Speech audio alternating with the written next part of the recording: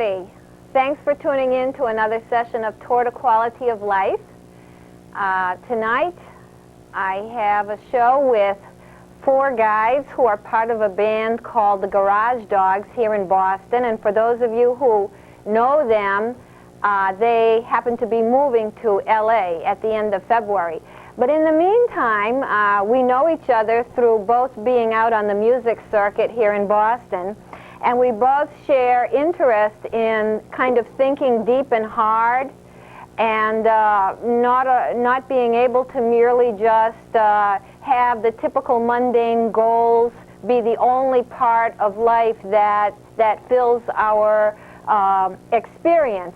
So since we share these kinds of inclinations, I decided to ask these guys here tonight for us to talk over some of the deeper meanings or considerations that we might give to life in terms of psychology and philosophy, and of course that old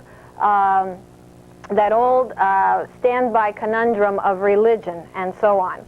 I will briefly introduce us, and we'll get right to the subject of what we're here to talk about this evening. On my far right is Devin. Next to him is Bill. I myself am Nancy, and on my left is Paul, and next to him is Matt. Say good evening to everybody, guys. Good evening. All right. And Paul told me right before we started the show that he might not talk too much because he'll be on the phone a lot during the show. So if you see that happen, you'll know he's got other obligations.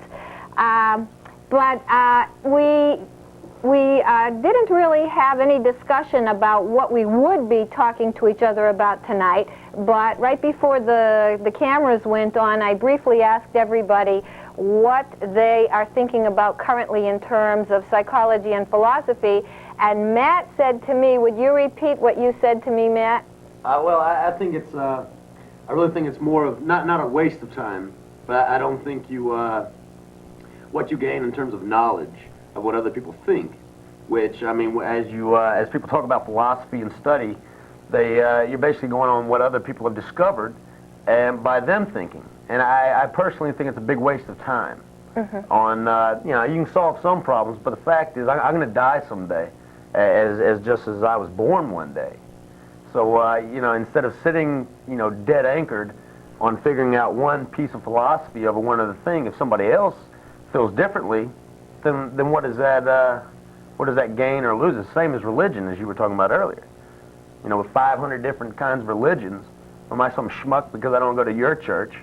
And are you some schmuck because you don't believe the way I do? I just, I don't agree with most anything I've learned in terms of the philosophy or anything anybody's ever taught me. What kind of philosophies, broadly speaking, have you been exposed to, or have you tried to research on your own? The different philosophies? Yeah, in general, like concepts or ideas. Well, the basic is just I've been on my own since 17.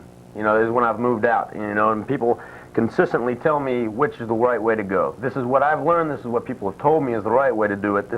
And I learn my own way. Instead of sitting down and actually philosophizing on something, I don't even have the time to do that. I got to take. And if I lose a little bit while I'm trying to gain, that's how it is, and I'll think about what I did as far as philosophizing on that. But I really don't have the time. I think it's a waste of time. Well, can you easily think of anything that you sort of philosophized yourself from living experience? Grab the bull by the horns.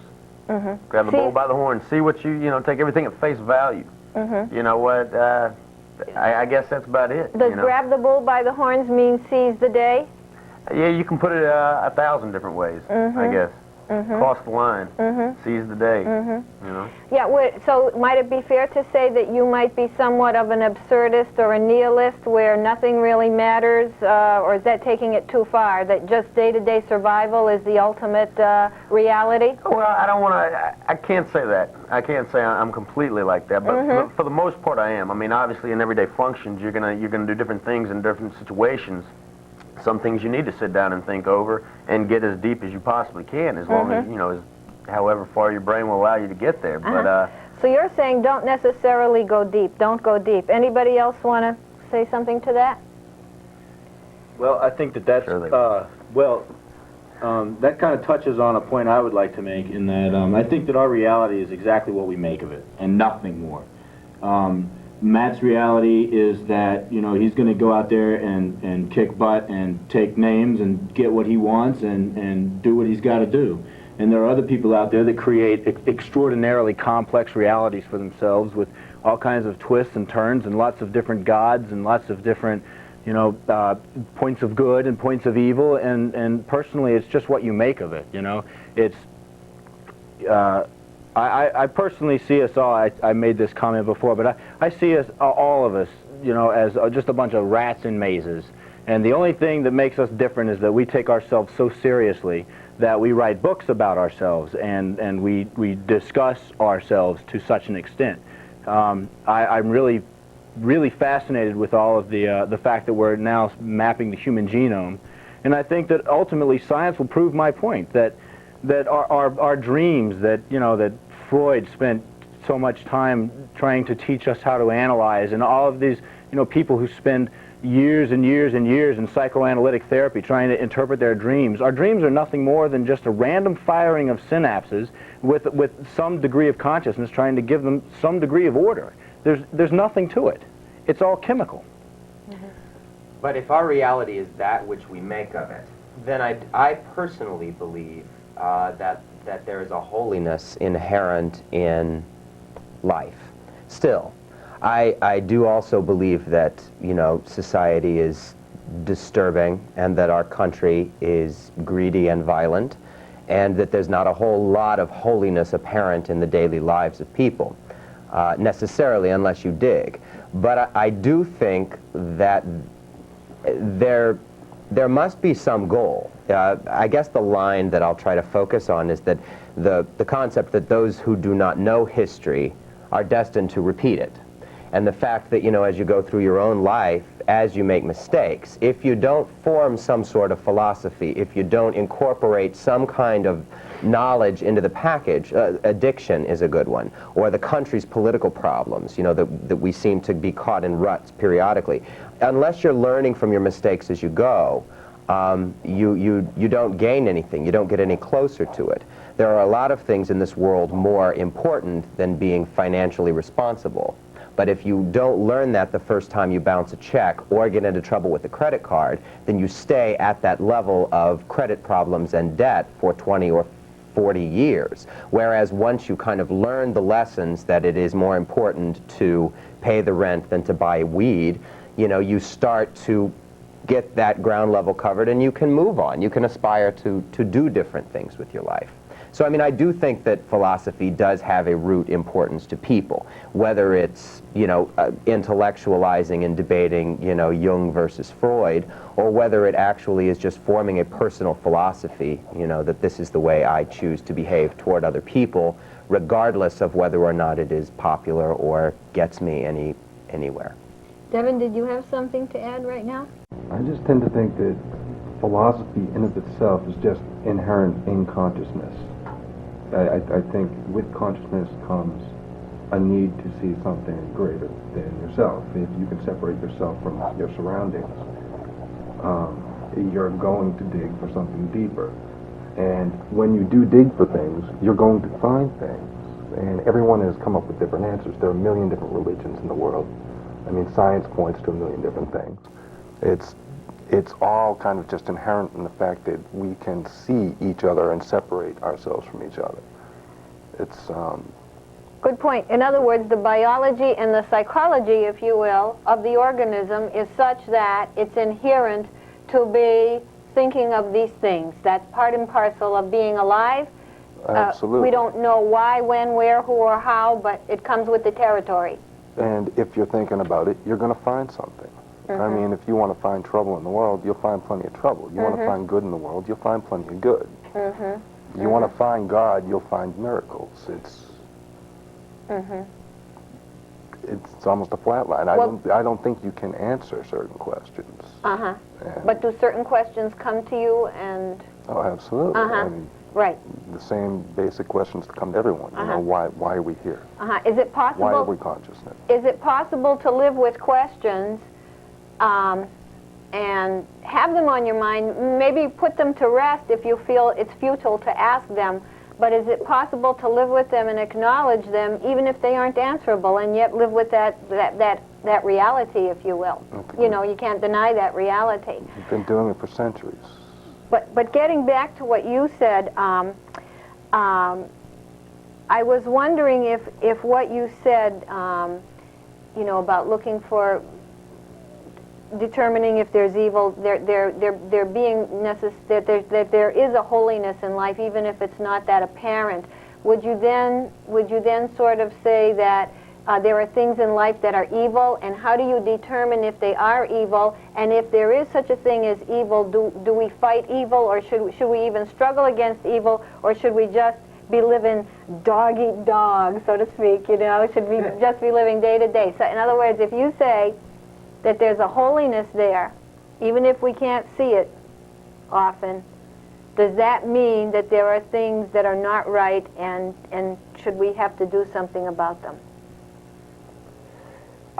There, I do believe, is some level of inherent morality involved in just existence. You know, Immanuel Kant, if you want to talk philosophy, My favorite.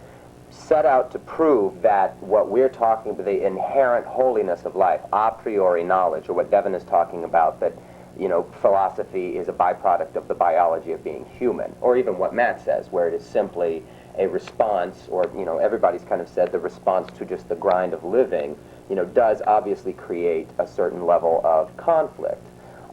In terms of evil, it's a really difficult thing to judge, and it is a very difficult thing because we get very tied up in our religions.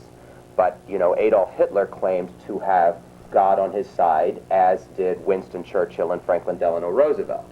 Martin Luther King Jr. claimed to have God on his side, and so did Governor George Wallace of Alabama.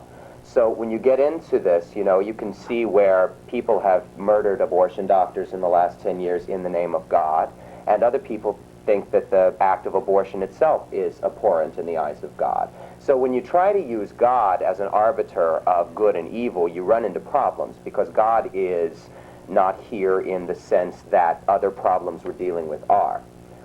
And in that gap you have faith. I mean, that's all you can have, because God is not here. And it's whatever God you choose to believe. But using God to justify your behavior, or to determine what is good and what is evil, I think is probably our biggest problem. Is evil inherent in the world? I suppose if you're going to use labels like good and evil, then they probably both exist. I'd like to interject and say Interject, rock on. Again, from your reality is whatever it is, whatever you make of it. I think that one thing that is inherent in all people is that we need reinforcement. We need to feel as though we're doing something, if not worthwhile, then at least, I mean, I'm even on the most selfish level, that people are impressed with what we do, whether we're doing something good for humanity, or whether we're trying to impress our friends by, you know, knocking off a convenience store.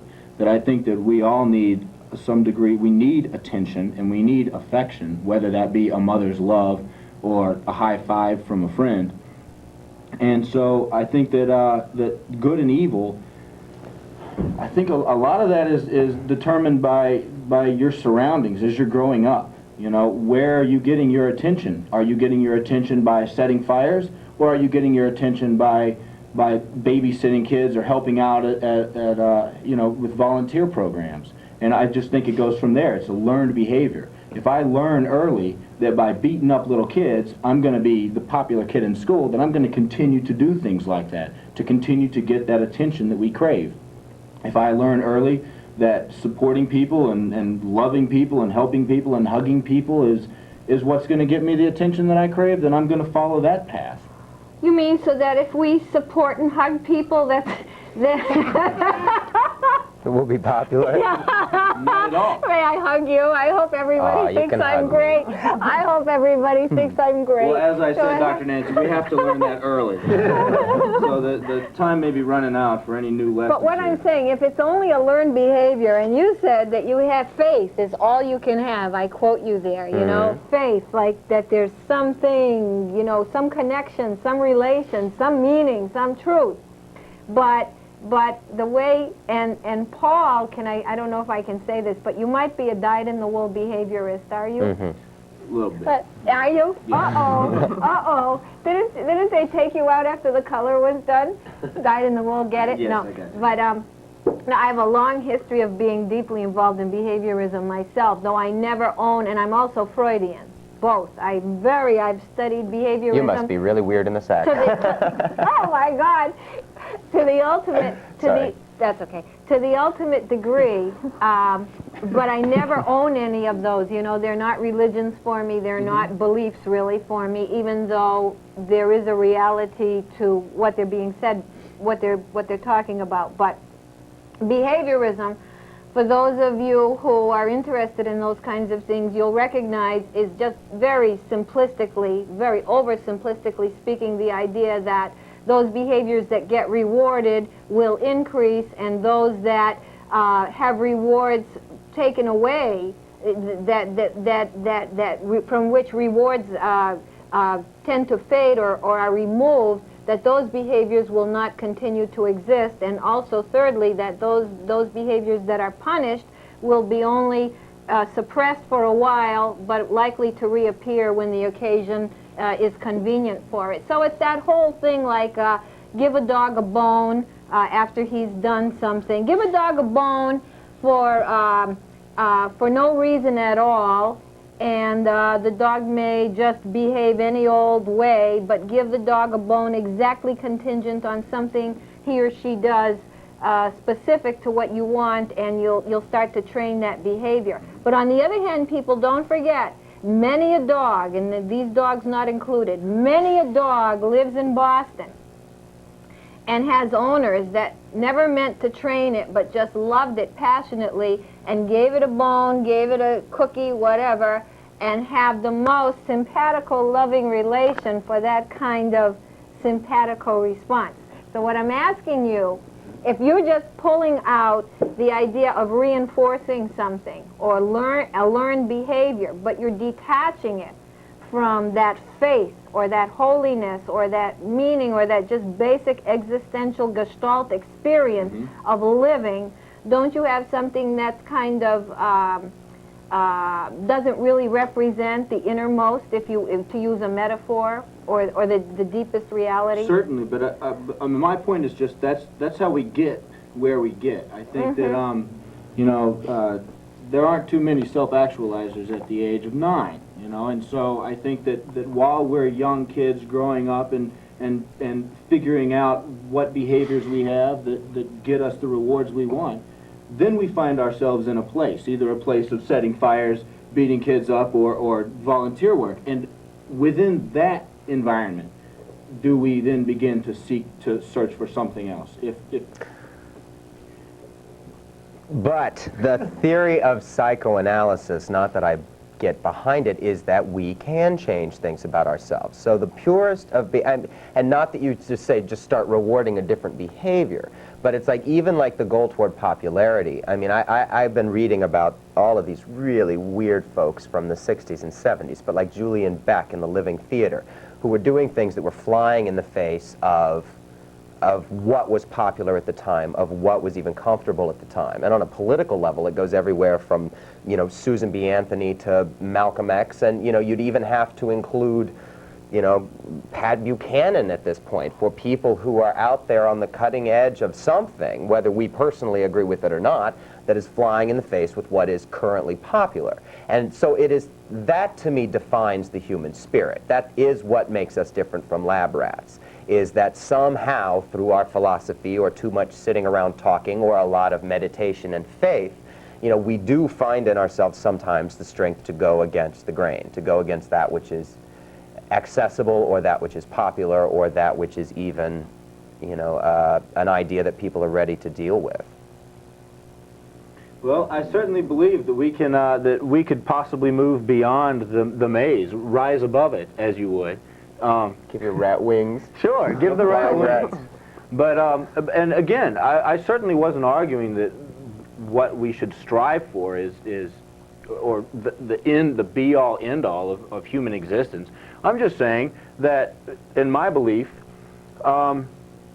the majority of good we find out there and the majority of evil we find out there is learned behavior. I do agree with that. I also absolutely believe in the fact that you can rise above that and you can make significant changes within yourself, either through pre-established techniques or by through meditation.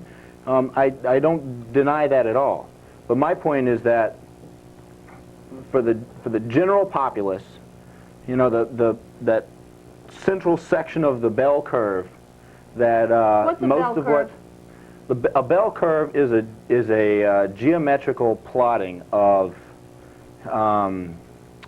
occurrence of a specific Frequency of events. Oh, thank you. It's been a while since I read that book, but so you plot it out and you find that for any specific event or behavior that the majority act within a specific range, and for that majority that is out there behaving within a specific range of good or within a specific range of evil, I say it's learned behavior. Name a specific thing of a behavior that the majority do that would fall in 95 or 68% of the bell curve. Name a behavior that the majority do that we could plot with great frequency in the big bulbous part of that bell curve. Well, I'm saying that there's one for lowercase good behavior and one for lowercase No, name evil one. behavior. Name a real thing that we could plot, that we could specify, and you know that behaviorists would like to pick a concrete, specific behavior. To give of your time without pay to the benefit of someone else. Volunteer. Volunteer Well, behavior. yes, but I'm You're not- saying the majority would fall in the big bulb part of the bell curve, because the bell curve goes like this. Most people fall right in the middle, 68%, and then like 95% are accounted for by that, and the tail end. Dr. Nancy, all I'm saying is that the majority of people that volunteer Yeah. have been reinforced at an Yeah. early time in their life Yeah. for volunteering. That's all I'm saying. Yeah. I'm not saying they're good people. I'm not saying Yeah. they're bad people. You don't believe I'm in saying- good or evil. I'm not saying that at all. No, I just All wanna I'm know if making you is- believe I'm in making good a or evil, statement 'cause I don't. that says I'll that tell the you, I don't majority believe of in people good that and evil. volunteer today have been rewarded Yeah. for volunteering in the past. That's all I'm saying. Oh, Compassion. I don't know about that. Yeah, go ahead. Do or do not believe in good and evil? I don't believe in good and evil whatsoever. As entities, you know, like exorcist type of thing, we've got to exorcise the evil. Some kids are born evil, bad seed and all that. That I definitely don't believe in. Believe in Yeah. beneficial action and Yeah. hurtful action, essentially. I'm not even sure I believe in that because, like you said, it's hard to tell where the good begins and the evil ends. Right. Situational ethics, that's really true, relative. Even though there is such a thing, I know, and we're not going to get into it here, but there is an absolute good and a relative good. There is. You could really, if we stood here and argued till the cows came home, so to speak. As physical things or as ideas? As realities that could be tagged down by operational definition that we could get to by a consensus of all human intellect converging. Excuse me. Without twisting our... What? Restate that, Just, please. sorry, we're just trying to follow. Give it again. Yeah. That there is an absolute good and a relative good. They're both true at once. That there are things that are absolutely true and yet relatively true at the same time in different sorts of ways, and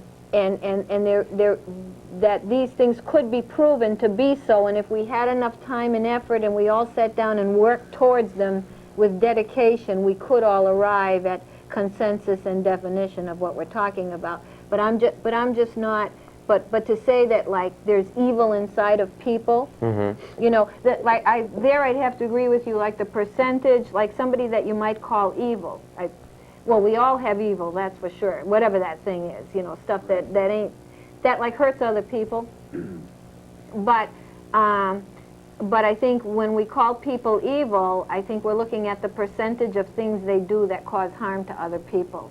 And that makes us, you know, that makes us say then those are evil, and the ones that do things that cause good to people, like Mother Teresa supposedly, we call that good. But couldn't you also say that Mother Teresa very early in her career was just really reinforced for being a martyr, and therefore, you know, continued on that path because that's how she got her own sense of well-being? I mean, not to diss Mother Teresa, Yeah, obviously. yeah, But, yeah. you know, in the sense that it's like, it made her very, very popular. It made her very, very, I mean, she certainly had to have a great sense of self. Yeah. No way would somebody's identity to be, now, you might become a priest, excuse me, out there, for the people that are listening who might be priests. You might become a priest, or a nun for that matter, and I'm very familiar with the Catholic religion. I don't know if you're familiar with religions at all. Worst religion in the... Yeah, well, I'm very familiar with religions, I would think, in general, but I know a lot about that one and theology, so, but I don't know if you're familiar with it. But, Sure. But you could become a priest and or a nun, for example, on the basis of being brought up that way, and I know of many instances where people are really groomed to become that in the family. And then they might not truly be happy inside, and they may suffer an awful lot. They might go through a lot of angst, but on the other hand, they're so indoctrinated, and they might even have some personal belief in what that's about, that they follow through on that kind of a lifestyle. I could agree with that. But on the other hand, whether people perform in ways that are sincere and good and deferential is hardly entirely a matter of conditioning. And, well, sure. When my statement about volunteers have been reinforced for some sense of or some degree of volunteer work in the past, whether that be, you know, whatever that may be. I'm not saying that just because you've been reinforced for behavior and you follow that path, it's not sincere. You know, I mean, if it eventually, I think that my point much earlier is that finally you get to a point where you do look for something more and you look for something greater. And Mother Teresa looked for something greater within the realm of giving and caring and volunteer work. I think that's what she did. I think there are people that get to a point that look for something more and greater within the realm of robbing people and murder and everything else. Again, my point is that our launch pad is where we find ourselves based upon consequences for behaviors we chose. And what I would say to that is that though it's so true that you can condition behavior, and we do, like television commercials are a great example of putting into the minds the responses you want the minds to have. And that's not really reinforcing on consequence, but it is an example of stimuli impinging on consciousness to create a change, an intended change in that case, you know, to what a person does, thinks, says, or feels. Even though that's so true, and that so much of what we're made up of is habit, it's also not true by the same token that we are the product of what the consequences are to the behaviors that we do. Even though that's a reality of who we are, that's hardly the reality of who we are. And I'm not trying to break us up into, like, you have a part that can be seen behavioristically, you have a part that can be seen existentially. I'm just saying that that's not really the be-all and end-all of real reality of what it is to be alive, even though that's true. Even though that's true. You know, and back to the volunteer person, a person can very well volunteer without ever having really been reinforced for it. There would be... Absolutely. Yeah, no, and they do. And they do. So many volunteers operate unknown, unnoticed, unthanked. Believe it or not, people do acts of kindness. But their reinforcement might not come in terms of a dollar bill or a handshake. Their reinforcement might become from internal, of just knowing that they've done a good job by satisfying their own need while they volunteered in the first place. There is that weird, you know, and in the negative sense it becomes self-righteousness. But those people who behave in such a way as if to reinforce for themselves, you know, people who create their own drama, you know, somehow are reinforcing for themselves that they are a martyr and they work so hard and they do so much good that's never appreciated. I mean, now we're getting into Freud, but it's like... That's a different side, though, those people, that kind of a dynamic. That's a different thing. There could be people that just quietly, without thinking, and they don't even, like, you might realize they should be thanked for what they did, but they may never even have it pass through their minds that they should be thanked for what they did. And they may not even consciously say, I do it because it's the right thing to do, they just do it. Right.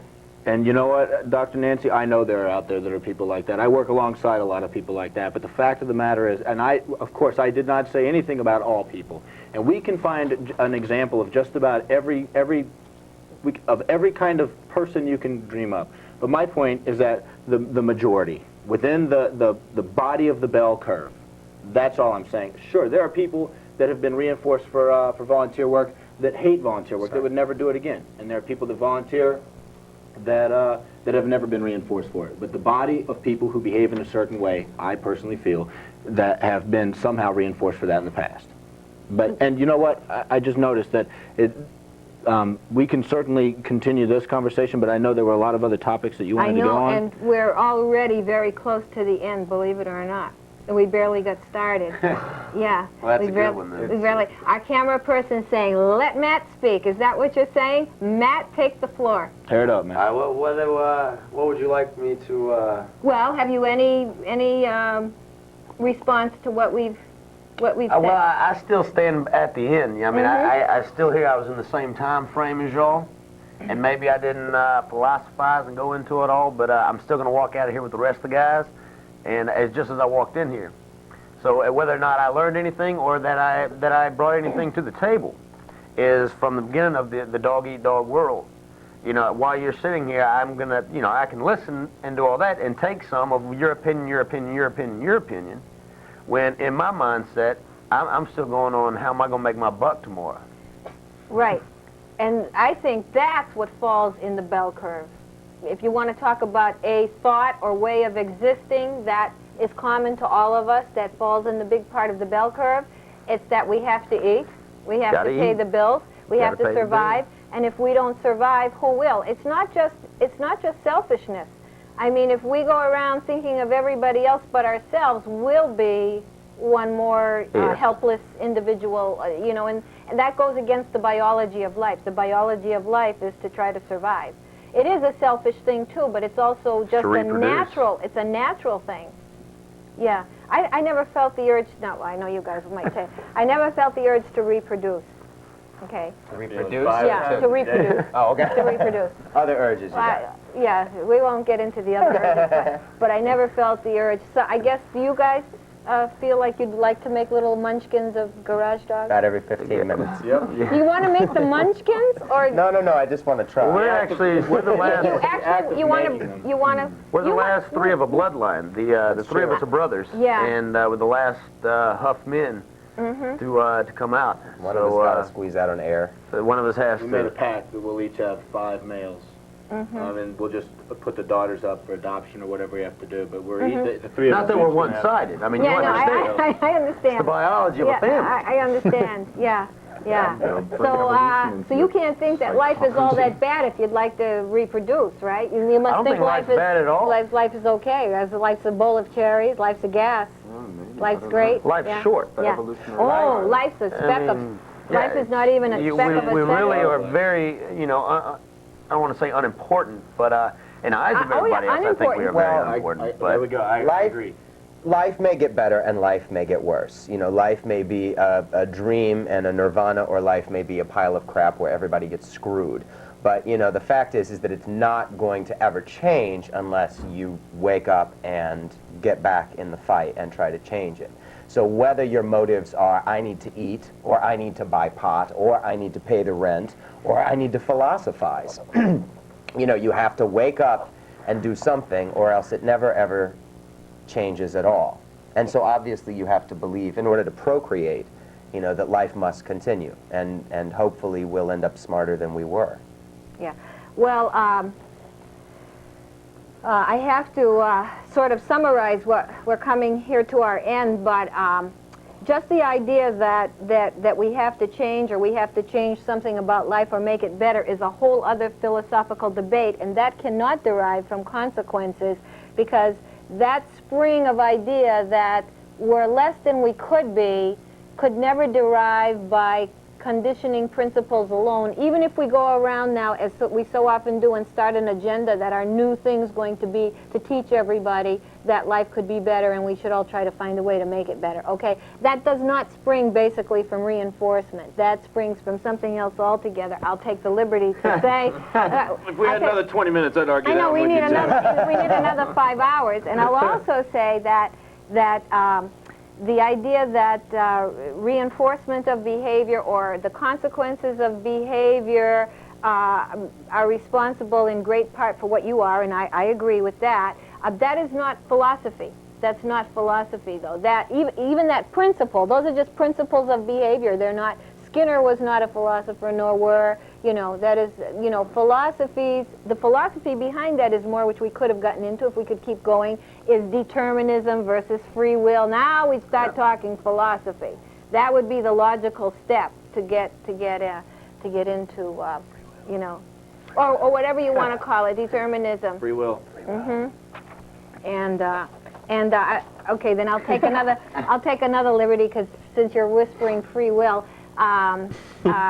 About the synapse, too, before we close, and I know we're very much at the end, that I just say, consider that a synapse is not a dream. If I drill in your skull and I get that synapse or that piece of tissue, all I have is a piece of tissue, okay? And isn't it remarkable that you can have that whole video running in your mind like a dream, awesome. And yet all it is a tissue.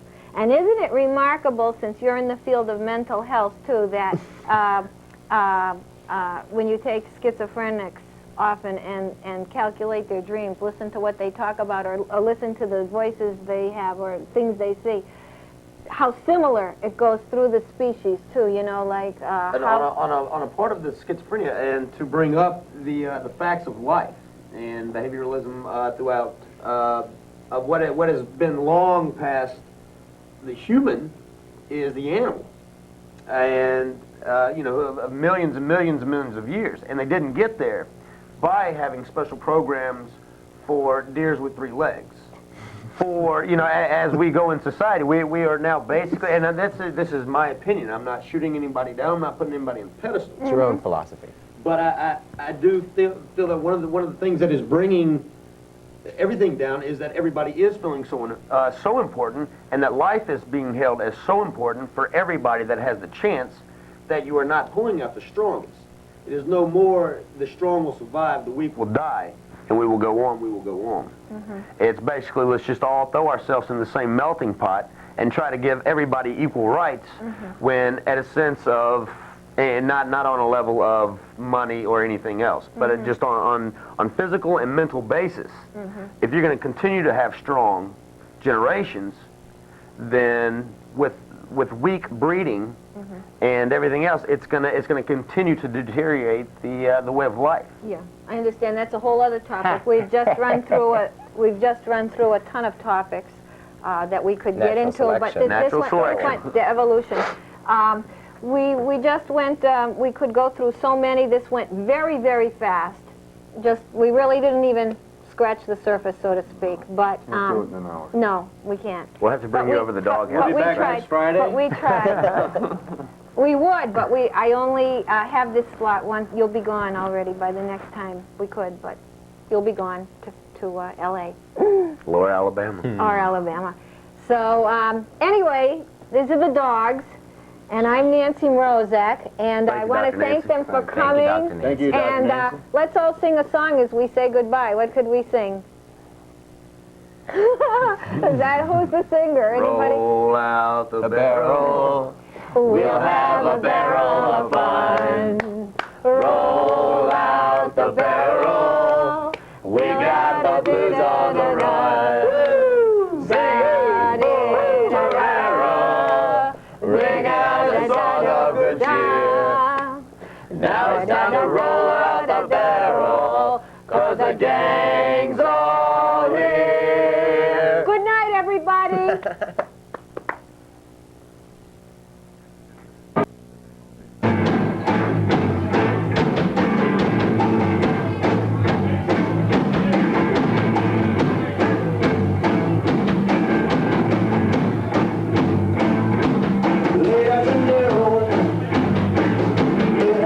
hotel.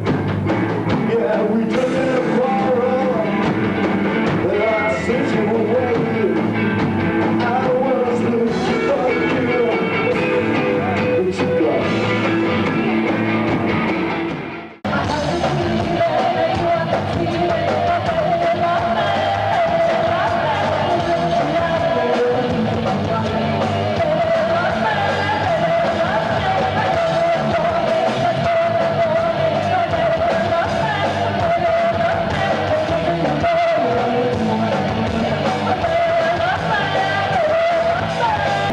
Heaven, I'm in heaven, and the kids that are around me, although we seem to vanish like a gambler's lucky streak. When we're out together, dancing cheek to cheek.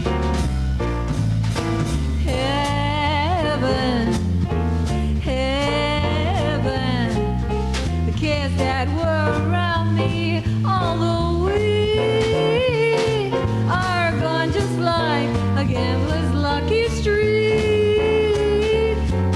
We're out together, dancing cheek to cheek. Hey, I love to climb a mountain, I love to reach the highest peak, but it doesn't do me half as much as dancing cheek to cheek.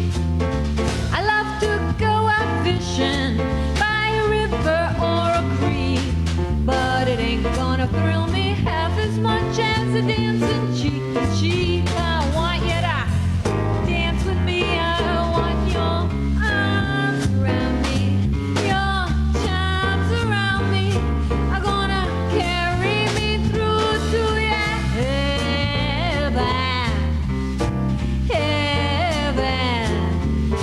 Kids that were around me, although we are gone just like a gambler's